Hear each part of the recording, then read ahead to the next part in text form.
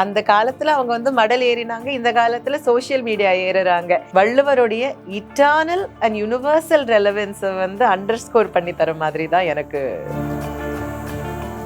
Brutus வந்து சொல்றாரு Cassius கிட்ட, there comes a tide in the affairs of men which if taken at the flood leads to fortune, omitted their life shall forever be bound by shallows and miseries. பருவத்தோடு ஒட்ட ஒழுகல் திருவினை, தீராமை ஆர்க்கும் கயிறு. Word for word. வலியார் முன் தம்மை நினைக்கத்தான் தன்னின் மெலியார் மேல் செல்லும் இடத்து. இது ஒவ்வொரு குழந்தையும் உணர்ந்தால் சிறார்களுடைய வாழ்க்கை பள்ளியில சிறப்பா இருக்கும். கனி இருப்ப காய் கவர்ந்தற்று. கனி இருக்கு, மாம்பழம் நல்ல மஞ்சள் அழகா தெரியுது, அது வாசனையே வருது. அந்த இடத்துல ஊமை கண்ணுக்கு மட்டும் இல்ல, மூக்குக்கும் கொடுத்திருக்காரு, சுவைக்கும் கொடுத்திருக்காரு, காயும் தெரியுது கண்ணுக்கு. இது பிரம்மாண்டமான ஒரு டூல். அந்திமலை நேயர்களுக்கு அன்பு வணக்கம்.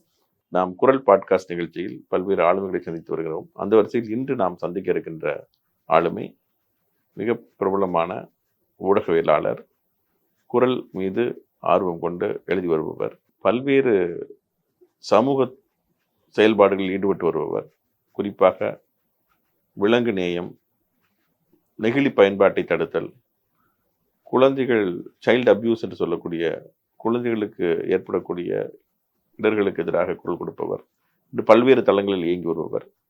திருக்குறளையும் அவர் அந்த அடிப்படையில் தனது எந்தெந்த தளங்களிலெல்லாம் கொள்கை சார்ந்து இயங்கி வருகிறாரோ அந்த தளங்களில் எல்லாம் திருக்குறளை பார்த்து மாணவர்களிடம் கொண்டு போய் சேர்ப்பதற்கு அரிய முயற்சிகள் எடுத்து வருபவர். அதற்காக ஃபிக்கி வழங்கியிருக்கக்கூடிய ஒரு தேசிய விருது, முக்கியமான விருதை பெற்றிருப்பவர். குரல் குறித்து தமிழிலும் ஆங்கிலத்திலும் எழுதுபவர்கள் குறைவு. இவர் அந்த இரண்டு தளங்களிலும் இயங்கி வருவர். இவ்வளவு சிறப்புகளுக்கு சொந்தக்காரரான திருமிகு மமதி சாரி அவர்களை சந்திக்கலாம். வணக்கம் மேடம். வணக்கம் ஐயா. நீங்க வந்து ஒரு 4 வயசுல இருந்தே ரேடியோ ஜாக்கியா இருந்து, அப்போ வந்து ரேடியோல பேச ஆரம்பிச்சு 80s இருந்தே, அதுக்கப்புறம் வந்து தொலைக்காட்சி வரும் பொழுது, சேட்டலைட் தொலைக்காட்சி வரும் பொழுது, அதெல்லாம் வந்து இப்போ யூடியூப் வரைக்கும் நீங்க உங்களோட இது இருக்கு. அதுல குறிப்பா வந்து குரல் சார்ந்த விஷயங்கள் தான் நம்ம இன்னைக்கு பேச போறோம். நீங்க வந்து டிவியில பண்ணிட்டு இருக்கும்போது, ஆங்கரிங் பண்ணிட்டு இருக்கும்போது எப்பொழுதுமே குரல் சொல்லுவீங்க. நாங்கெல்லாம் அந்த காலத்திலேயே பார்த்துருக்கோம். ஸோ எப்படி குரல் மீது உங்களுக்கான ஆர்வம் ஏற்பட்டது? ஆண்டு 2000 உண்மையை சொல்லணும்னா, அதற்கு முன்னாடி வந்து குரல் தெரியும். எல்லாரையும் வந்து குரல் தெரியுமா? தெரியும். ஒரு குரல் சொல்லு அப்படின்னு யாரை கேட்டாலும் அகர முதல் அப்படின்னு தவறா வேற சொல்லுவோம். அதெல்லாம் ஒரு இருந்தது தான். ஆனா 2000 வந்து முதல் வணக்கம் என்னும் ஒரு நிகழ்ச்சி, ஜேம்ஸ் வசந்தனும் நானும் இணைந்து விஜய் டிவியில், அப்போது ஸ்டார் விஜய் மாறி இருந்த புதுசு, அதுல தொகுத்து வழங்கிட்டு இருந்தோம். அந்நேரத்துல கிரியேட்டிவ் டீம்ல நீலன் சேகர் என ஒருவர் இருந்தார். இதுதான் ஷூட் பண்ண போறோம், இன்னைக்கு நிகழ்ச்சியில இதெல்லாம் இடம்பெற போகுது, இப்படி எடுத்துட்டு போகலாம், இந்த தலைப்பை பற்றி பேசலாம், இந்த ஒரு தகவல் தரலாம் என முன்கூட்டியே ஒரு சின்ன பேச்சுவார்த்தை நடத்திட்டு அதுக்கு பிறகுதான் ஷூட் ஃப்ளோருக்கு போவோம். ஏன்னா 2 ஆங்கர்ஸ் இருக்கும் பொழுது என்னைக்குமே அது அரிதான ஒரு விஷயம். அப்போ நீலன் இந்த குரலை சொல்லலாமே என சொல்லி ஒரு குரல் சொன்னாரு. அந்த குரலை கேட்டேன். அதற்கு அவரே விளக்கமும் சொன்னாரு. அதற்கு பிறகு என் மூளையில வேற எதுவுமே ஓடலை. அந்த நிகழ்ச்சியை முடிச்சுட்டு போய் திருக்குறளை திறந்து எல்லாத்தையும் படிச்சு கரைச்சி குடிச்சு ரசிக்கணும் என்னும் ஒரே ஒரு ஆர்வம் மட்டும்தான் இருந்தது. வெள்ளத்தனைய மலர் நீட்ட மாந்தர் தம் உள்ளத்தனையது உயரும். இதை விட ஒரு சிறப்பான துவக்கம் இருந்திருக்க முடியாது. இதுதான் வந்து வள்ளுவரிடம் எனக்கு ரொம்ப ரொம்ப ரொம்ப பிடித்த விஷயங்கள்ல தலையான ஒன்று. என்னன்னா இந்த விஷுவல் எய்ட்ஸ், அதாவது நம்ம எண்ணத்துக்குள்ள கற்பனை செய்யக்கூடிய ஒரு ஒரு காட்சி, ஒரு படம், அவ்வளவுதான். அது ஒரு நம்ம புலனி ஈர்ப்புகளை வந்து நம்ம கட்டுக்குள்ள வைக்கணும் என ஒரு ஆமை அங்க கொண்டு வந்தாலும் சரி, இல்ல மனிதர் எப்படி உயர்ந்தவரா மாறணும் என்பதற்கு தண்ணீர் கீழிருந்து அந்த தண்டு மேல வந்து வெள்ளத்துடைய தண்ணியோடைய மட்டம் வரை ஏறி அதற்கு மேல அந்த மலரை நிறுத்துது பாருங்க, அதெல்லாம் வந்து விஷுவல் எய்ட்ஸ். அது எங்கேயோ கொண்டு போய் சேர்க்கும். அதற்கு பிறகு வந்து குரல் என்பது எனக்கு ஒரு வழக்க மொழி ஆயிடுச்சு. அது ரொம்ப நீங்க சொன்னது காட்சிப்படுத்துறது அப்படிங்கிறது வள்ளுவர் 280க்கு மேல ஓமைகள் இருக்கு.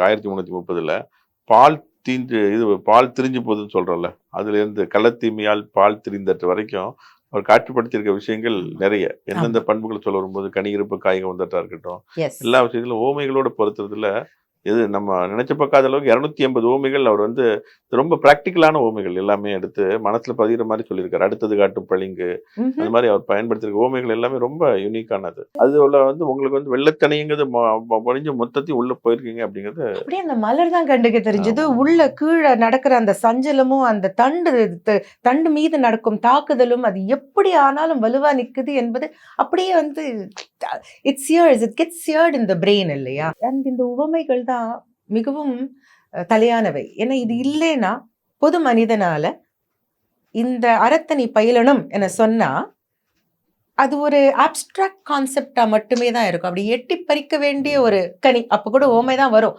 ஆனா எட்டி பறிக்க வேண்டிய ஒண்ணு. அது எட்ட முடியுமா முடியாதா தெரியாது. அது அந்த கான்செப்ட் மைண்டுக்குள்ள இறங்கி இருக்குமா தெரியாது. ஆனா அதை நம்ம காட்சிப்படுத்தி சொல்லிட்டோம்னா தெரியும். கனி இருப்ப காய் கவர்ந்தற்று. கனி இருக்கு, மாம்பழம் நல்ல மஞ்சள் அழகா தெரியுது, அது வாசனையே வருது. அந்த இடத்துல ஊமை கண்ணுக்கு மட்டும் இல்ல, மூக்குக்கும் கொடுத்திருக்காரு, சுவைக்கும் கொடுத்திருக்காரு, அண்ட் காயும் தெரியுது கண்ணுக்கு. இது பிரம்மாண்டமான ஒரு டூல். எஸ்பெஷலி குழந்தைகளுக்கு வந்து குரலை கொண்டு சேர்க்கணும் என சொல்லும் பொழுது இது ஒரு மாபெரும் டூல். அதே போலதான் குரல் மதம் சார்ந்த நூல் கிடையாது, எந்த ஒரு சாய்வும் கிடையாது. எனினும் ஒரு கவிஞர், ஒரு எழுத்தாளர் உவமை பயன்படுத்துவது மட்டும் இல்லாம உனக்கு புரிய, உனக்கு தெரிந்த ஒன்ன நான் சொல்லுவேன் அப்படின்னு மனசுல கொண்டு எழுதுவார். அதனாலதான் ஒரு இந்திரனோட ஒரு ஒப்பிடுதலோ இல்ல காடஸ் ஆஃப் ஃபார்ச்சூனோட ஒரு ஒப்பிடுதலோ இதெல்லாம் அங்கிருந்து வந்தது. தாமரை கண்ணன் சொல்வதெல்லாமே நம்ம வழக்கத்துல இருக்கும் விஷயங்கள். இது மட்டுமே தான் அந்த நேரத்துல. இதனால வந்து இந்த மதத்தை அவர் குறிப்பிட்டு சொல்லல. இந்திரனே சாலும் கரின்னு, அதாவது நம்முடைய புலன்களை ஆட்சி செய்ய முடிஞ்சதுன்னா நம்மால உலகையே நம்மால ஆள முடியும், அதுக்கு இந்திரனே சான்று, இந்திரன் வந்து தேவருடைய அரசனா இருப்பதே சான்றுன்னு சொல்லும் பொழுது இந்திரனை பற்றி தெரியும், அந்த கதைகள் தெரியும், தேவர்கள் மைண்டுக்கு வருவாங்க. நம்ம தாமரை போலவோ ஆமை போலவோ திரிஞ்ச பால் போலவோ மைண்டுக்கு வருவாங்க. ஆனா இல்லையா, அதுக்குதான் நான் வரப்போறேன். இப்போ Indiran is the ruler of the senses, அதாவது புலன்களை ஆள்பவன். தன்னுடைய புலன்களே அவன் ஆட்சி செய்யறானா இல்லையா என்பதுதான் அந்த டிபேட்டுக்குரிய ஒரு விஷயம் இல்லையா? எல்லாத்துக்குமே ஒரு காட் உண்டு. மழைக்கு ஒரு கடவுள், மின்னலுக்கு ஒரு கடவுள், இது எல்லாத்துக்கும் ஒரு கடவுள் இருப்பது போல புலன்களுக்கு ஒரு கடவுள், புலன்களின் அரசன், புலன்களை ஆட்சி செய்யறான் என சொல்லும் பொழுது எல்லாருடைய சிண்டும் கையில இருப்பது போல, அதாவது நம்முடைய ஒவ்வொரு சொல்லும் செயலும் புலன் ஈர்ப்புகளால மட்டுமே தான் உருவாகுது. ஒரு ஆசையோ ஒரு இலக்கோ அதை பார்த்தோ கேட்டோ உணர்ந்து அது அங்க போகணும், அதை அடையணும் என நாம விரும்புறோம். அதனால புலன்கள் தான் நம்ம ஆட்சி செய்யுது. நம்ம ஆட்சி செய்யும் புலன்களை ஆட்சி செய்பவன் இந்திரன் எல்லா உயிரினத்துக்கும். ஆனா தன்னுடைய புலன் ஈர்ப்புகளை வந்து கட்டுக்குள்ள வைக்க முடியாம எப்போ அதுக்கு அவன் ஆளாகி பல நேரங்கள்ல ஏதோ ஒரு பெண் பின்னோ இல்லை ஏதோ ஒரு பவர் பின்னோ செல்லறான் இல்ல, அந்த நேரத்துல பார்த்தா என்ன ஆகும்னா அந்த ஈர்ப்புக்கு ஆளாகி இந்திரன் அங்க விழும் பொழுது அந்நேரத்துல தேவர்களுடைய அரசன் என்னும் அந்த பதவியில் அவன் இருக்க மாட்டான். இந்திரன் என்பது ஒரு பொசிஷன். ஒரு தப்பு செஞ்சுட்டா கட்சியில இருந்து அடிப்படை உறுப்பினர் பதவியில அது தொண்டர் இல்லைங்க, தலைவர் பதவியிலிருந்தே நீக்கப்படுவார்கள் என்பதுதான் அதற்கான பொருள். பட் அந்த தவற உணர்ந்து இல்ல உணர்த்தப்பட்டு எப்போ திருந்தி வரானோ அப்போதான் மீண்டும் அவனால தேவர்களுடைய அரசனா ஆக முடியும். அப்போதான் அவனால மீண்டும் புலன்களுடைய அரசனா ஆக முடியும். இது மீண்டும் வள்ளுவர் எழுதியிருப்பது போலதான் மக்கள் பாடங்கள் கற்க. நீ வந்து புலன்கள், பிறருடைய புலன்களை ஆட்சி செய்துட்டு நல்லாட்சி செய்தேனா நீ இந்திரன். நீ வந்து உன்னுடைய புலன்களுக்கு அடிமையாகி விழுந்தேனா இந்திரன் எனும் பதவி உனக்கு கிடையாது. ஆனா நிருநல் உளனொருவன் இன்றில்லை. நேற்று இந்திரன் வந்து புலன் ஈர்ப்புக்கு அடிமையாகி விழுந்தான், ஆனா அது நெருநல். இன்று அவன் மாறினான்னா மீண்டும் பதவி அவனுக்கு. அதனால தவறு செய்தாலும் திருத்திக்கிட்டு முன்னுக்கு வர முடியும். தவறு செய்யும் நேரத்துல வீழ்ச்சி நிச்சயம். இதெல்லாம் தான் வந்து இந்திரனுடைய அந்த கதை. பட் பாயிண்ட் என்னன்னா, இது போன்ற உவமைகள், இது போன்ற ஒப்பிடுதல்கள், இது போன்ற எடுத்துக்காட்டுகள் ரிலேட்டபிள் இன்னி வரைக்கும். இப்போ வந்து நீங்க வந்து வகுப்பில் வள்ளுவர் குறள் நீங்க எழுதியிருக்கீங்க. இந்த புத்தகத்துல பாத்தீங்கன்னா நீங்க வந்து நிறைய கேரக்டர்ஸ் வச்சு குழந்தைகளுக்கு அறத்துப்பால் முழுக்க எடுத்துட்டு போகலாம் அப்படிங்கிற ஒரு நல்ல முயற்சி இது. இதுல வந்து பாத்தீங்கன்னா ஜெனரலி திருக்குறள் பற்றி விவாதங்கள் வரும்போது மூத்தவர்கள், திருக்குறள்ல தோய்ந்தவர்கள் அப்படிலாம் சொல்றது, இப்போ இது இல்லற வாழ்க்கைக்குரியது, துறவற வாழ்க்கைக்குரியது அப்படின்லாம் சொல்லுவாங்க. துறவற வாழ்க்கைக்குரியதெல்லாம் இப்போ நம்ம குழந்தைகளுக்கு எப்படி பொருத்தி காட்ட முடியும், அவங்களுக்கு புரியுற மாதிரி அப்படிங்கிறது நீங்க நிறைய முயற்சி செஞ்சு ஓரளவுக்கு அதில் வெற்றியும் பெற்றிருக்கீங்க. இப்போ அதை வந்து எப்படி நீங்க வந்து அதை வந்து ரிலீட் பண்ணி போகிற தவம் அப்படின்னா ஓரளவுக்கு சொல்லிட முடியும். அப்புறம் எல்லாமே அதில் வரக்கூடிய துறவுற வாழ்க்கையில் உள்ள எல்லா விஷயத்தையுமே குழந்தைகளோட இப்ப சில 2 அதிகாரங்கள் நீங்க விட்டுட்டீங்க, அவங்களுக்கு தேவையில்லை அப்படிங்கிறதுக்காக. அதுவே எப்படியா இருந்தாலும் எப்படி வளைஞ்சாலும் என்ன பாடத்திட்டத்திலையும் நாங்க வைக்கல. பாடத்திட்டத்திலையும் ஒரு பெண்வெளி சேரல், வரிவின் மகளிர், அந்த 3 அதிகாரமும் பாடத்திட்ட பிறனில் விளையாமை 3 வந்து ஸ்கூலுக்கு வந்து அப்ரோப்ரியேட்டா இருக்காது அப்படின்னு சொல்லிட்டு அது 3 வைக்கல. ஸோ நீங்களும் அதை வந்து விட்டுட்டு நீங்க மற்றதெல்லாம் இப்போ கொண்டு வந்து வருவீங்க. அதுவும் துறவரவை எல்லாம் பொறுத்துறது அப்படிங்கிறது ரொம்ப சிரமமான காரியம். அதெல்லாம் உங்களுக்கு அந்த சேலஞ்ச் எல்லாம் எப்படி நீங்க எதிர்கொண்டீங்க? எப்படி மாணவர்களுக்கு செய்யற புரியுற மாதிரி ஓரளவுக்கு படிச்சா புரிஞ்சுக்கிற மாதிரி இந்த குரலோட கனெக்ட் பண்ணிருக்கீங்க, அது எப்படி பண்ணீங்க? இன்டர்பிரிட்டேஷன் என்பது எப்பயுமே பர்சனல் தான்.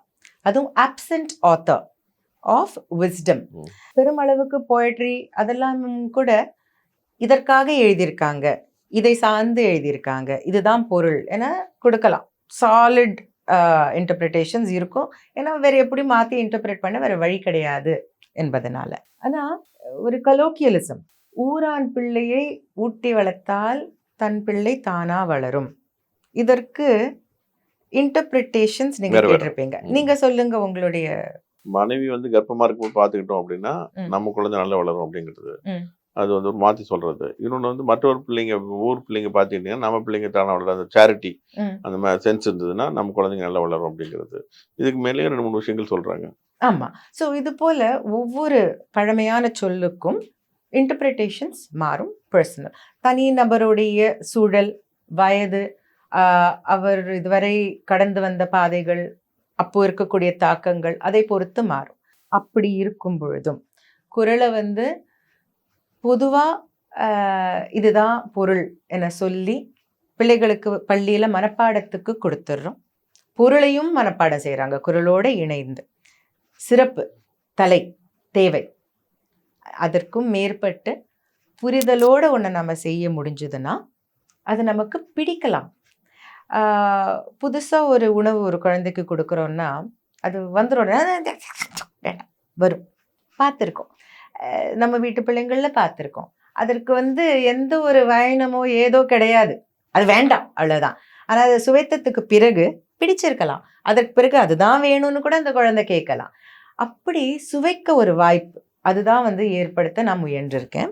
சவாலா ஏன் இல்லைன்னா, உங்களுக்கு சின்ன வயசுல இந்த பேய் பிசாசு எல்லாம் கண்டு பயம் இருந்தது உண்டா? சின்ன வயசுல இருந்தது. அது எப்படி தாண்டி வந்தீங்க? அதுக்கப்புறம் அதோட பெரிய பெரிய ஆட்கள் எல்லாம் போயிடுச்சு. பேயோடைய அளவு மாறிடுச்சு. பேயை பொறுத்தவரையில் எனக்கு 2-3 தாக்கங்கள் ஏற்பட்டது. ஒன்று வந்து டிங்கிள்ல வந்து திஸ் ஹேப்பன் டு மீ என ஒரு செக்ஷன் வரும். பிள்ளைங்களை வாசகரே எழுதி அனுப்புவாங்க, அந்த அனுபவங்கள் அதில் எழுதியிருப்பாங்க. அதில் ஒரு பையன் உட்காந்து படிச்சுட்டு இருக்கான். அவனுக்கு பின்னில் இருந்து அந்த ஜன்னலில் அப்படி கை குச்சி குச்சியாக கை எலும்பி கை வரும். அந்த பிக்சர் இருக்கும், அதில் பார்த்து பயந்துருக்கேன். எங்கள் வீடு வந்து அப்பாவுடைய வீடு பழமையான ஒரு வீடு, பெரிய வீடு, ட்ரிப்ளிகேனில் சிட்டிக்கு நடுவில் இருக்கும். நிறைய ஒரு 2-3 கிரவுண்ட் இருக்கும். ஆனால் வீடு போய்கிட்டே இருக்கும். எதுக்கு சொல்ல வரேன்னா, வீடு போய்கிட்டே இருக்கும். ஒரு மூலையில் ஒருத்தங்க இருந்தாங்கன்னா அவங்க இருக்காங்கன்னு பிறருக்கு தெரியப்படுத்தினா மட்டும்தான் நமக்கு தெரியும். ஸோ அப்படிப்பட்ட ஒரு வீடில் அறைகளும் சந்து பொந்துகளும் தோட்டங்களும் நிறைய இருக்கும். You can imagine. சின்ன குழந்தைங்க தான் வளர்ந்தேன். இருட்டை கண்டா பயம் உண்டு. ஆனால் இந்த பயத்தை போக்கணும். ஏன்னா எனக்கு அது வேற ஒரு பிரச்சனை. எனக்கு பிடிவாதம் கூடுதல். எனக்கு எதையும் செய்ய முடியும் என ஒரு திமிரும் உண்டு. அதனால பயத்தை எப்படியாவது போக்கணும். இந்த அச்சத்தை எப்படி நான் விளக்க யோசிச்சு பார்த்தேன். அப்போதான் பிரகலாதனுடைய கதை கேட்டேன். அதில் வந்து எங்கும் இருப்பான், துணிலும் இருப்பான், துரும்பிலும் இருப்பான். அப்போதான் வந்து கடவுளுடைய ஆம்னிசியன்ஸ், ஆம்னிப்ரெசன்ஸ், ஆம்னிபொட்டன்ஸ், இது மூணுமே வந்து எக்ஸ்போஜர். சரி, முதல்ல இருந்தே படிப்பேன், எக்ஸ்போஜர் அப்போ வந்தது. அப்போ காட் என்ன சொன்னோன்னா, எந்த காட்? Primordial God. இது எல்லாமே வரும். அப்போ அகர முதல எழுத்தெல்லாம் ஆதிபகவன் முதற்றிய உலக படிக்கும் பொழுது உண்டாகியது தான் வகுப்பில் வள்ளுவர் நூல் மட்டும் இல்லாமல் குட்டிகள் குரல் தொடர்களும் குரல் ஃபொக்கிட்ஸும். ஏன்னா ஒரு குழந்தையுடைய பேச்சத்தை போக்கணும். எப்படி? எக்ஸ்பிளனேஷன், லாஜிக் தரலாம் குழந்தைகளுக்கு. They understand logic better then elders. எப்படி வந்து எல்லாத்தோடைய பிகினிங் கிரேட் நமக்கு தெரியும். இந்த பிரைமார்டியல் காட், முதற்கடவுள், இந்த முதற்கடவுள் எல்லாத்தையும் கிரியேட் பண்ணுறாங்க அப்படின்னு சொல்கிறோம். Fine, okay. World is made up of what? It's made up of mass, it's made of energy. இது இரண்டையும் வந்து நம்மளால் அழிக்க முடியாது, வெற்றிலிருந்து உருவாக்க முடியாது. இது நிலை மாறும், நிலைகள் மாறிக்கிட்டே இருக்கும், இன்டர்சேஞ்சபிளாக மாறிக்கிட்டே இருக்கும். இப்படி தான் உலகமே இயங்குது. அப்போது ஒரு மாஸ் இருக்குன்னா அது எதுலேருந்தோ வந்திருக்கணும், எனர்ஜி இருக்குன்னா அது எதுலேருந்தோ வந்திருக்கணும். இப்படி போய்கிட்டே இருந்தோம்னா மூலம் ஒன்று இருக்கும், அந்த முதல் ஒன்று இருக்கும். அதுக்கு என்ன பெயர் வேணாலும் அதுக்கு சயின்ஸ்ன்னு வச்சுக்கோ, இல்லை எந்த பெயர் வேணாலும் வச்சுக்கோ. என்னை பொறுத்தவரையில் பிரைமார்டியல் காட், முதற்கடவுள் என்பது எனக்கு பிடிச்சிருக்கு. அங்கேருந்து வருது. இப்போ அங்கேருந்து வருது, இது எல்லாத்தையுமே கிரியேட் பண்ணியிருக்கு. ஒவ்வொன்றும் நம்ம விரல்கள்லேருந்து எல்லாமே சீராக செயல்படுவது போல நம்ம வடிவமைச்சிருக்கு. நம்ம மட்டும் இல்லை, அமீபா வரைக்கும் வடிவமைச்சிருக்கு. இப்போ நமக்கு வந்து எண்ணங்கள், சிந்தனைகள்லாம் கொடுத்துருக்கு. நம்முடைய ஃபென்டாஸ்டிக் இந்த பிரெயின் அண்ட் ஹார்ட்டை கொடுத்துருக்கு. இதுக்குள்ள செயலுக்காக மட்டும் கொடுக்கல, அன்புக்காகவும் பாசத்துக்காகவும், அதாவது கனிவான உணர்ச்சிகளையும் உணர்வுகளையும் கொடுத்துருக்கு. அப்படி கொடுக்கக்கூடிய ஒரு அந்த முதல் நல்லதா மட்டும்தானே இருக்க முடியும். ஏன்னா இப்படி சாஃப்ட் அன்பு என்னும் ஒரு அழகான உணர்ச்சியை உருவாக்கக்கூடிய ஒரு விசையால நல்லதா மட்டுமே தான் இருக்க முடியும். அப்படி இருந்தா எங்க கெட்டது இருக்க முடியும்? அப்போ பேய் எங்க, பிசாசு எங்க? எதுவுமே இருக்க முடியாதுல்ல. இதை எக்ஸ்பிளைன் பண்ணணும் என முயற்சியில வெற்றியும் பெற்றேன். எனக்கு தெரிந்த 2 சிறுவர்களுக்கு இதை சொல்லி தொடங்கியதுதான் இந்த குழந்தைகளுக்கு. ஆமா, இப்ப நம்ம அறமானோரா வாழணும், வள்ளுவத்தை பின்பற்றி வாழணும் அப்படின்னு சொன்னோம்னா அருள் தானே அடிப்படை. அருள்னா எதுல எல்லாம் இருக்கணும்? எல்லாத்துலயும் இருக்கணும். அது நம்ம பின்பற்றி வாழும் பொழுது வாழ்க்கையில ஒவ்வொரு கோணத்திலையும் அருள் நிறைந்தவரா வாழறோம் அப்படின்னாலே முதல்ல வந்து இயற்கை மீது நமக்கு அருள் இருக்கணும். அதனால நெகிழி பயன்பாட்டை தவிர்ப்பது மட்டும் இல்லாம இந்த நூல்ல பார்த்தீங்கன்னா பிள்ளைகள் எல்லோரும் மண்ணின் போராளி என ஒரு இயக்கத்தை தொடங்கி இருப்பாங்க.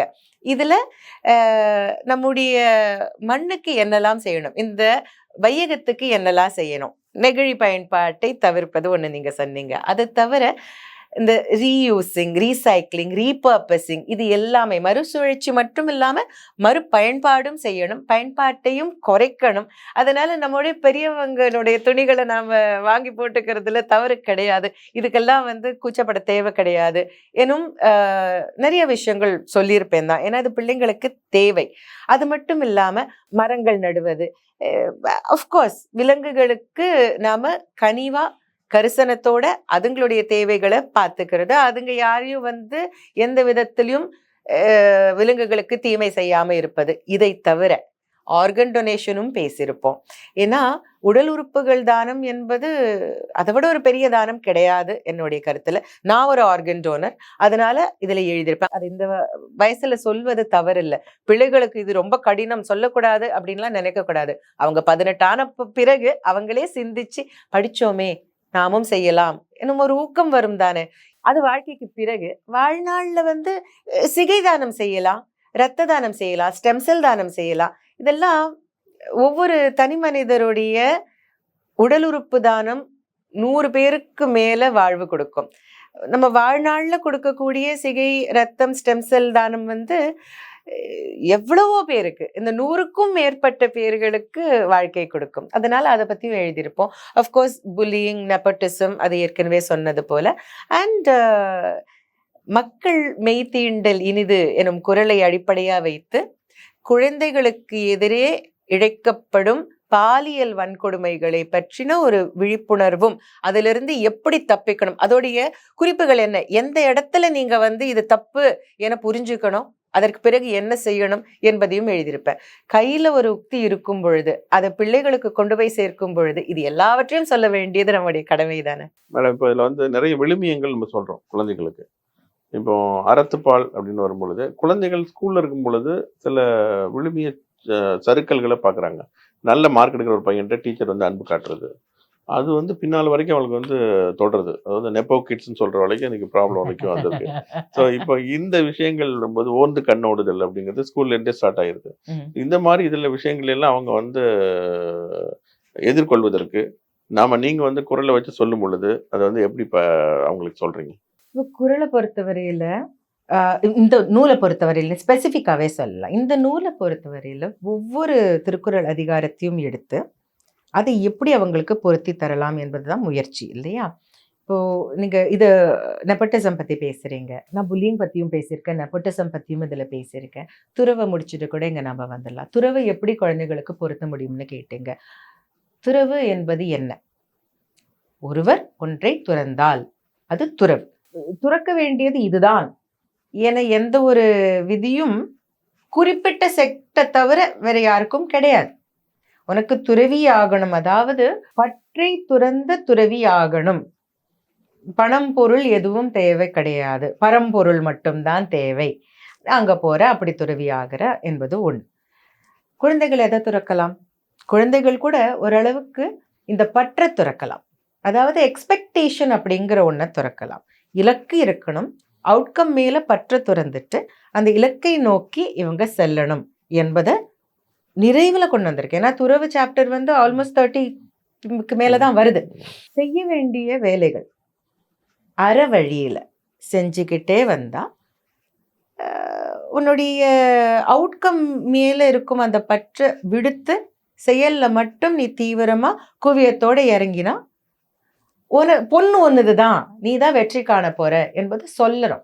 அண்ட் இதுதான் உண்மையும் கூட. நமக்கு எக்ஸ்பெக்டேஷன் இருக்கும் பொழுது நம்முடைய எஃபர்ட் டைல்யூட் ஆகும். ஏன்னா அது கையில வரப்போகுது அப்படிங்கிற ஆர்வத்துல வந்து 1% குறையும். அதை குறையாம இப்படி போகணும் அற வழியில. இப்போ அறம்னா என்ன? இதுவும் வந்து டிபேட்டபிள் டாபிக், நிறைய பேர் டிபேட் பண்ணியிருப்பாங்க. பட் என்னை பொறுத்தவரையில வள்ளுவர் கொடுத்திருக்கும் ஒவ்வொரு அறமும், இது மாரல்ஸ் என தவறா சொல்லலாம், morals are personal, it's not that. Ethics of course, ethics are universal. இது வேர்ச்சூஸ்ன்னு சொல்லுவேன். ஆனால் வேர்ச்சூனா என்ன? பெஸ்ட் ப்ராக்டிசஸ், நல்ல பழக்கங்கள், நல்ல வழக்கங்கள், best practices for the individual. இப்படிதான் இதை வந்து அறங்களை நான் பார்க்குறேன், அறத்துப்பால அப்படிதான் நான் பார்க்குறேன். Best practices for the individual, personal virtues for life. அப்போ நடுவு நிலைமை இருந்தா நெப்போட்டிசம் இருக்கக்கூடாது. இதுல ஒரு அதிகாரத்துல இந்த என்டையர் புக்குமே வந்து ஒரு பள்ளியில அமைக்கப்பட்டது. கெட்டிக்குட்டி என்னும் தலைமை கதாபாத்திரம், அவருடைய நண்பர் கனலினி மற்றும் பைரவன், இவங்க மூவருடைய அந்த பயணம், அந்த first term half yearly exam வரைக்கும் அதற்கான அந்த நேரத்தில் நடந்த பயணம் தான் இந்த நூல். அப்போ அவங்களுடைய அகமேடை, அதாவது ஸ்கூல் ஹவுசஸ் இருக்கும் இல்லையா, அகமேடை கூத்து போட்டி ஒன்று நடக்கும். அதில் 8ஆம் வகுப்பிலிருந்து பிள்ளைங்கள் பங்கு பெறலாம் அவரவருடைய அகத்தோடைய கூத்துல. ஸோ முதல் முறையாக வாய்ப்பு கிடைக்கிற இந்த பிள்ளைங்க, கெட்டிக்குட்டி, கனலினி, வைரவன் 3 பேர் 8ஆம் வகுப்புல படிக்கிறாங்க. வைரவனுக்கு தான் முதல் வாய்ப்பு. அவன் வேற பெரிய நடிப்பு நேயர், அதனால காதலிக்கும் இந்த விஷயத்த நான் எப்படியாவது செய்யணும்னு சொல்லிட்டு அங்கே போகிறான். தேர்வு சுற்றுல வந்து அந்த அகத்தோடைய கூத்து தலைவர் பாபு வந்து இந்த ஆடிஷன்ஸை நடத்திட்டு இருக்காரு. 8ஆம் வகுப்பு பசங்க எல்லாரும் ரொம்ப தீவிரமா ப்ராக்டிஸ் பண்ணிட்டு ஆடிஷன்ஸ் கொடுக்குறாங்க. அவங்களுக்கு தான் முதல் வாய்ப்பு. ஒரே ஒரு பாத்திரம் தான் இருக்கு, அந்த இடத்த மட்டும்தான் நிரப்பணும். ஆடிஷன்ஸ் எல்லாம் பார்க்குறான். கடைசியில தன்னுடைய சிஸ்டர் பானுவை தேர்ந்தெடுக்கிறான். என்னடா இது சரியில்லை, இது ஒழுங்கு இல்லை பாபு அப்படின்னு சேலஞ்ச் பண்ற சம்யுக்தா வந்து 11ஆம் வகுப்புல படிக்கிறான். பாபு 12ஆம் வகுப்பு, ஆப்வியஸ்லி கூத்து தலைவர் அகத்துக்கு. இல்ல, என்னுடைய தங்க பானு வந்து 10ஆவதுல இருக்கலாம், ஆனா அவளும் நடிச்சா, அடுத்த வருஷம் இந்த ஸ்கூல்ல விட்டு போக போற, இது அவளுக்கு லாஸ்ட் வாய்ப்பு அப்படிங்கிறான். அப்ப சம்யுக்தா கேக்குறா, இந்த பிள்ளைங்களுக்கு இதான் ஃபர்ஸ்ட் வாய்ப்பு, அதை நீ மறந்துட்டியா பாபு அப்படிங்கிறா. இது இப்படி போகுது. Babu doesn't want to address it. அவனுக்கு தெரியும் இது வந்து 100% நெப்போட்டிசம் தான், எல்லாருக்குமே அது தெரியும். ஏன்னா தக்கார் தகவிலார் என்பது அவரவர் எச்சத்தார் காணப்படும். பானுவோடைய நடிப்பு வந்து அவளுக்கு தகுதி இருக்கா இல்லையா என்பதை வந்து தெளிவாவே காமிச்சு கொடுத்துருச்சு. மிக சிறந்த திறன் இன்மைதான் அவளுக்கு. ஆக்சுவலி இந்த 8ஆம் வகுப்பு பசங்களுக்கு இட்ஸ் வெரி ஹார்ட், கஷ்டமா இருக்கு, மனம் வருந்துறாங்க. சம்யுக்தா இதனால தனக்கு கொடுக்கப்பட்ட பாத்திரத்தையும் இழக்கிறா. ஏன்னா பாபுவை சேலஞ்ச் பண்றதுனால உன்னுடைய ரோலும் உனக்கு கிடையாது, நீ போ, நான் வேற யாராவது நான் போட்டுக்கிறேன், ஏன்னா இதான் என்னுடைய டெசிஷன், உனக்கு இது பிடிக்கலன்னா நீ இருக்க வேண்டாம்னு அனுப்பிடுறான். இவங்க சின்ன பசங்க எல்லாருமே தன்னுடைய மூத்தவருக்கு இப்படி ஆயிடுச்சுன்னு மனம் வருதுறாங்க. ஆனா அவளுக்கு இது கவலை இல்லை, இதை எப்படி சரிப்படுத்தணும் என்பது மட்டும்தான் எண்ணம். இதை எதிர்கொண்டோம்னா, நெப்போட்டிசம் எதிர்கொண்டோம்னா உடஞ்சிடக்கூடாது, ஓடி போகக்கூடாது, சும்மா வருத்தத்திலே உட்காந்து நோ, என்ன பண்ணணும்? ஆக்கமாற்றல் என்பது எல்லோரிடத்திலும் இருக்கு. ஏதோ ஒரு அழிவாற்றல் செயல்படுதுன்னா நம்ம ஆக்கலாற்றலால் அதை மாற்றணும். ஸோ இவங்க என்ன பண்றாங்க, எல்லாருமே இணைந்து, வாய்ப்பு கிடைக்காத எல்லா நடிகர்களும் இணைந்து அந்த போட்டி நாள் அன்று பிரின்சிபலுடைய பெர்மிஷனை வாங்கி இவங்க மட்டுமே ஒரு பிளே போடுறாங்க, வெறும் என்டர்டெயின்மெண்ட்டுக்காக. அதுலயும் ஒரு தலைப்பு இருக்கு, அதுக்கும் வந்து ஒரு குரல் தான் கரு. அதாவது வாணிகம் செய்பவர் பிறருடைய ரிசோர்ஸஸை நம்ம ரிசோர்ஸ் போல கருதணும். இது பிள்ளைங்களுக்கு எப்படி, பிறருடைய ஒவ்வொன்றத்தையும் ஐட்டமைஸ் பண்றோம். திறமையோ பணமோ நேரமோ எல்லாவற்றையும் நம்முடையதுக்கு எவ்வளவு முக்கியத்துவம் கொடுக்குறோமோ அதே முக்கியத்துவம் கொடுத்து நடத்தணும். ஆமா, அதே அந்த சாப்டர்ல தானே. ஸோ அதுதான் அவங்களுடைய நாடகத்தோடைய அந்த கூத்தோடைய கரு. இது பாபுவுக்கு புரியுது. பிறகு வந்து அவன் வருந்துறான், மாத்திக்கொள்ளறான், அது வேற ஒரு அதிகாரத்துல வரும். ஏன்னா வாழ்க்கையெல்லாம் கனெக்டட், எதுவுமே வந்து துண்டிக்கப்பட்டு செப்பரேட் இன்சிடென்ட்ஸ் கிடையாது. நம்ம வரும் இந்த பயணத்துல ஒவ்வொன்றா எதிர்கொள்ளுறோம். இந்த பிள்ளைங்களும் ஒவ்வொன்றா எதிர்கொண்டு அவங்க வாழ்க்கையில குரட்களை சேர்த்துக்கிட்டே வருவாங்க. ஏன்னா ஒவ்வொரு நாளும் குரட்களை வாழறோம். இப்போ ஸ்கூல்ல புல்லிங் நடக்குது, பெரிய பிள்ளைங்களோ இல்லை வலுவான பிள்ளைங்களோ பிறரை வந்து துன்புறுத்துறாங்க. அது நடக்குது, நடக்காம இல்லை. நிறைய பள்ளிகளை அட்ரஸ் பண்றாங்க, நிறைய பள்ளிகள்ல அட்ரஸ் பண்றது கிடையாது. இவங்க பள்ளியில அட்ரஸ் பண்றாங்க. அடிப்படை இதுதான், வலியார் முன் தம்மை நினைக்கத்தான் தன்னின் வெளியார் மேல் செல்லும் இடத்து. இது ஒவ்வொரு குழந்தையும் உணர்ந்தால் சிறார்களுடைய வாழ்க்கை பள்ளியில சிறப்பா இருக்கும். ஒரு ஒரு பிள்ளை வந்து இன்னொரு பிள்ளை மீது இது போல ஒரு தாக்கத்தை கொடுக்குதுன்னா அந்த குழந்தை மேல யாராவது தாக்கத்தை கொடுத்துட்டு இருக்கலாம். அதுக்கு வேற ஏதாவது ஒரு மிஸ்பிளேஸ் கோவமோ ஒரு வருத்தமோ இருக்கலாம். இது எல்லாமே இதுல அட்ரஸ் பண்றோம். பகடி விதைன்னு சொல்லக்கூடிய ராகிங் இது அப்படிதானே, சீனியர் பண்ணாங்க நாம பண்றோம் அப்படின்னு அப்புறம் தடை பண்ணிருக்கோம். அது தனிப்பட்ட குழந்தைகள் உணரலாம் என்பதற்காக இவங்க ஸ்கூல்ல அது ஒரு இயக்கமாவே நடத்துறாங்க. இப்படிதான் வந்து அவங்க லைஃப்ல நடக்கக்கூடிய திங்ஸ் எடுத்து குரட்களை எழுதியிருக்கோம், பொறுத்திருக்கும். ஆனா ஃபோர்ஸ் பண்ணி பொறுத்தல, அதுவா வந்து உட்காருது. வள்ளுவர் அதுக்கு எழுதியிருக்காரு இல்லையா, ஃபுல்லாவே நிறைய விஷயங்கள் எல்லாத்துக்கும் எழுதியிருக்காரு. இல்லாத எப்பொருளும் இல்லை ஆமால் அப்படின்னு சொல்ற மாதிரி எல்லாத்தையும் எழுதியிருக்காரு. நல்லது. இப்போ வந்து நீங்க வந்து இன்னொரு கொஞ்சம் இதுல இருந்து ஸ்கூல்ல இருந்து கொஞ்சம் வெளியில போயிட்டு வரலாம். காலேஜ் போறோமா? ஆமா, காலேஜ் போயிட்டு காலேஜையும் தாண்டி வெளியில வந்துட்டு அவ்வளவு திரும்ப போகலாம். இப்போ திருக்குறள் அப்படிங்கிறது ஒரு ஹோலிஸ்டிக்கா நம்ம பார்க்கும் பொழுது அறத்துப்பால் பொருட்பால் இன்பத்துப்பால்னு இருக்கு. ஸோ அது வந்து லைஃபுக்கான ஒரு நூல். நீங்க குழந்தைகள் கொண்டு வந்திருக்கீங்க அப்படிங்கிறது ஒரு நல்ல விஷயம். அதுக்கு அவார்ட்லாம் வாங்கியிருக்கீங்க, இங்கிலீஷ்ல கொண்டு வந்திருக்கீங்க, ரொம்ப மகிழ்ச்சியான விஷயம். இப்போ வந்து திருக்குறளை வந்து நீங்க பண்ணும் பொழுது வெஸ்டர்ன் ஸ்காலர்ஸோட மற்றவங்களோட தாட்ஸோட எல்லாம் கம்பேர் பண்ணி நிறைய சொல்றீங்க. இருமொழியில திருக்குறளை சொல்றது அப்படிங்கிறது ஒரு நல்ல விஷயம். ஸோ அப்படி சொல்லும் பொழுது நீங்க வந்து எந்த வெஸ்டர்ன் ஸ்காலர்ஸோட தாட்ஸோடலாம் வள்ளுவர் வந்து இணைகிறாருன்னு நினைக்கிறீங்க? ஏதாவது சொல்ல? அப்படி இல்ல, இது வந்து ரிவர்ஸ்ல சொல்லணும் ஐயா. எப்படின்னா எந்தெந்த வெஸ்டர்ன் ஸ்காலர்ஸ் வந்து நம்ம வள்ளுவருடைய தாட்ஸோட இடையிறாங்க என்பதை தான் நம்ம பார்க்கணும். அந்த அடிப்படையில தான் இந்த கேள்விக்கு நன்றி. அந்த அடிப்படையில் தான் குறள் முதல் என்னும் ஒரு தொகுப்பை செதுக்கிட்டு இருக்கேன். அப்படி மட்டும்தான் என்னால சொல்ல முடியும். அதோடைய அடிப்படை வந்து வள்ளுவரும் அவர் உலகை எதிரொலியும். இது எப்போ தொடங்கிச்சுன்னா 2012 சரி, நான் சின்ன வயசுல இருந்தே எனக்கு லிட்ரேச்சர் பிடிக்கும். என்னுடைய ஃபர்ஸ்ட் பிக் புக் குட்டி புக்கெல்லாம் நிறையா எங்கள் அப்பா டப்பா வாங்கி கொடுப்பாங்க. புக் ஃபேர்லாம் நாங்கள் permanent fixtures. But first pick book, ஏன்னா எங்கள் வீட்டில் பெரிய கலெக்ஷன் இருக்கும், வீட்டில் எல்லாருமே வந்து பெரும் வாசகர்கள். பெர்னார்ட் ஷாவுடைய ஜோன் ஆஃப் ஆர்க், அது 2ஆம் கிளாஸில் long back. So rereading old classics அப்படிங்கிறது அப்பப்போ செய்யும் ஒரு செயல். ரொம்ப நாளைக்கு பிறகு, ரொம்ப ஆண்டுகளுக்கு பிறகு ஜூலியஸ் சீசர் படிச்சுட்டு இருந்தேன், ஷேக்ஸ்பியர்.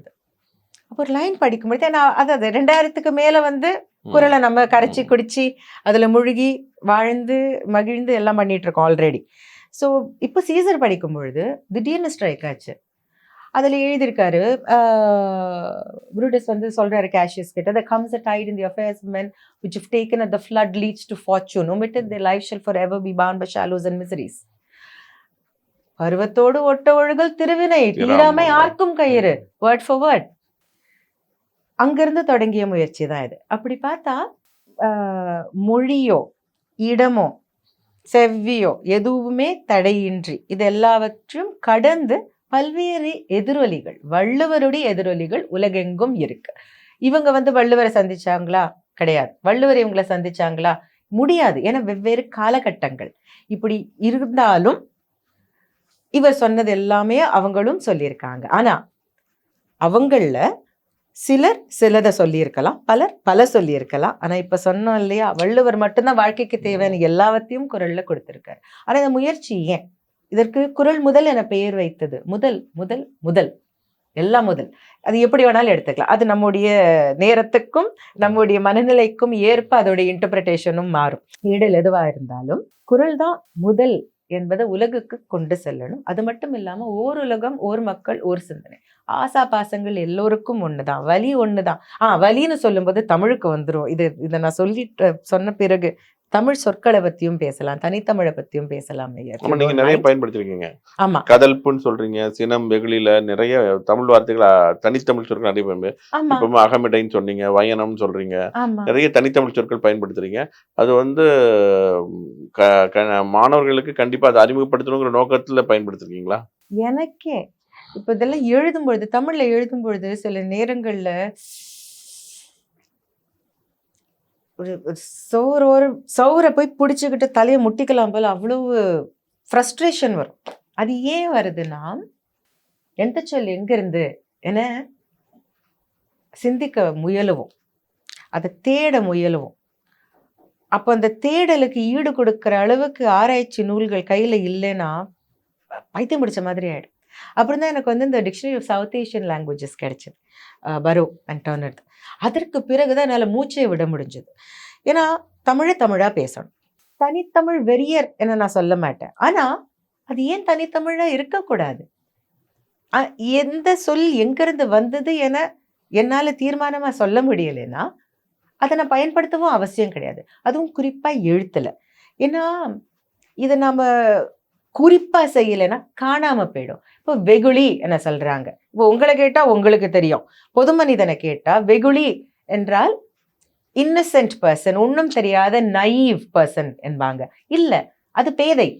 வெகுளி என்றால் கோபம் கொள்ளும் ஒருவர், பெண் இல்ல, அது ஆணா கூட இருக்கலாம், ஆணோ பெண்ணோ. வெகுளி, வெகுள்பவர் வெகுளி. வெகுள் என்றால் கோபம், அது அனல் தனல் எல்லாமே தான் வெகுள் என்பது. ஆவி, அதாவது சுட சுட இருக்கும் ஆவி வெகுள். வலிக்குது என்று சொல்லும் பொழுது வலி எனும் சொல்ல பெயின் என எடுத்துக்கிறாங்க. அது கிடையாது. வலி என்றால் ஃபோர்ஸ், வலிமை, வலு. அந்த ஃபோர்ஸ் வலிக்குது, ரொம்ப ஃபோர்ஸ்ஃபுல்லா இருக்கு, அதனால என்ன ஆகுது, நமக்கு நோவுது. நோவு இது ரெண்டுமே வந்து பெயின். நோய் இஸ் டிசீஸ், இல்னஸ், அது வேற. அதே போல இங்கிலீஷ்ல இந்த இடத்துல சொல்லிடுறேன், இட் இஸ் பெயினிங்னு மட்டும் யாரும் சொல்லக்கூடாதுன்னு நீங்களே வேணாலும் சொல்லிடுங்க. பெயின் என்பதற்கு வேர்ப் ஃபார்ம் கிடையாது. ஐ ஃபீல் பெயின், அவ்வளவுதான். ஐ எம் இன் பெயின், அவ்வளவுதான். இட் இஸ் ஹர்ட்டிங் சொல்லலாம், அதுதான் அதுக்கு வேர்ப் ஃபார்ம். இதுல வந்து நீங்க பல்வேறு உரைகள் பார்த்துருப்பீங்க. கீவாஜ் ஆராய்ச்சி உரை நீங்க பயன்படுத்திருக்கீங்க, கலைஞர் உரை பயன்படுத்திருக்கீங்க. இப்போ நீங்க அப்படி பயன்படுத்தும் பொழுது கலைஞர் உரை சில இடங்கள்ல இன்டர்பிரிட்டேஷன் மாறி இருக்கும். ஸோ அவருடைய ஓன் இன்டர்பிரிட்டேஷன் இருக்கும். ஸோ அதுலேருந்து உங்களுக்கு நீங்க பிடிச்ச எடுத்து பயன்படுத்திருக்கீங்களா? நமக்கு தமிழ் தெரியும், நமக்கு ஆர்வம் இருக்கு, அறிவும் இருக்கு, படிக்கிறோம், புரிந்து கொள்ளுறோம், நமக்கான ஒரு ஏடலை தேடி எடுத்துக்கிறோம். அதுவும் மாறும். பட் வேற யாரு இதை எப்படி புரிஞ்சிருக்காங்க, அவங்க என்ன எழுதியிருக்காங்க, அவங்க எப்படி சிந்திச்சிருக்காங்க, என படிக்கும் ஆர்வத்துல மட்டுமே தான் இவங்க எல்லாரையுமே படிச்சிருக்கேன். என்னுடைய எண்ணத்துக்கு நிறைய இடத்துல காளிங்கர் வந்து ஒரே மாதிரி எழுதியிருப்பாரு. ஆக்சுவலி நான் நினைச்சதுபடியே அவர் எழுதியிருப்பார் நிறைய இடங்கள்ல. கலைஞரும் நான் நினைச்சதுபடி நிறைய இடத்துல யதார்த்தமா எழுதியிருப்பார். அரசியல் அமைச்சியல் எல்லாம் ஆமா. ரொம்ப அவருக்கு பிராக்டிக்கல் எக்ஸ்பீரியன்ஸ் இருக்குல்ல. அது ரொம்ப ரொம்ப ரொம்ப வந்து முறை மெய் அது. உதாரணத்துக்கு நீங்க இப்ப உங்களுக்கு ஞாபகம் இருக்கு, அகழ்வாரை தாங்கும் தாங்கும் நிலம் நிலம் போல போல தம்மை இகழ்வார் பொறுத்தல் தலைக்கு கலைஞருடைய உரை வந்து ரொம்ப சிறப்பா இருக்கும். தம் மீது குழி தோண்டுபவர்களையே நிலம் பொறுத்துக் கொள்கின்ற பொழுது நம்மை வந்து இகழ்வோரை பொறுத்துக் கொள்ளக்கூடாதுன்னு எழுதியிருப்பாரு. இந்த குழி தோன்றது அப்படிங்கிறது வந்து ரொம்ப ஒரு பல்வேறு அர்த்தத்துல புரிதல்கள் அதுல. ஆமா, அதுல வந்து அவருடைய இன்டர்பிரிட்டேஷன் அப்படிங்கிறது நிறைய வார்த்தை இதுல பயன்பாடு விளையாட்டு. நிறைய இருக்கும். ஆமா. நீங்க அதை உங்களுக்கு கவர்ந்திருக்கு அப்படிங்கிறது மகிழ்ச்சி. இப்போ வந்து நீங்க இதுல இருந்து வந்து அறத்துப்பால் மட்டும் நம்ம இதுல இந்த இந்த புத்தகத்துல பண்ணியிருக்கீங்க. அறத்துப்பால் பொருட்பால் இல்லாம இன்பத்துப்பால் தான் திருக்குறளை வந்து ஒரு இலக்கிய அந்தஸ்து தருது அப்படின்னு நிறைய பேர் நினைக்கிறாங்க. நீங்க இன்பத்துப்பால் பற்றி உங்களுடைய கருத்து என்ன? உங்களுக்கு அதுல என்ன விதமான வள்ளுவர் வந்து தெரிகிறார் உங்களுக்கு? அதுல வந்து உங்களுக்கு ரொம்ப வள்ளுவர் ஒரு கவிஞராக வெற்றி பெற்ற குறள் அப்படின்னு எதை நினைக்கிறீங்க?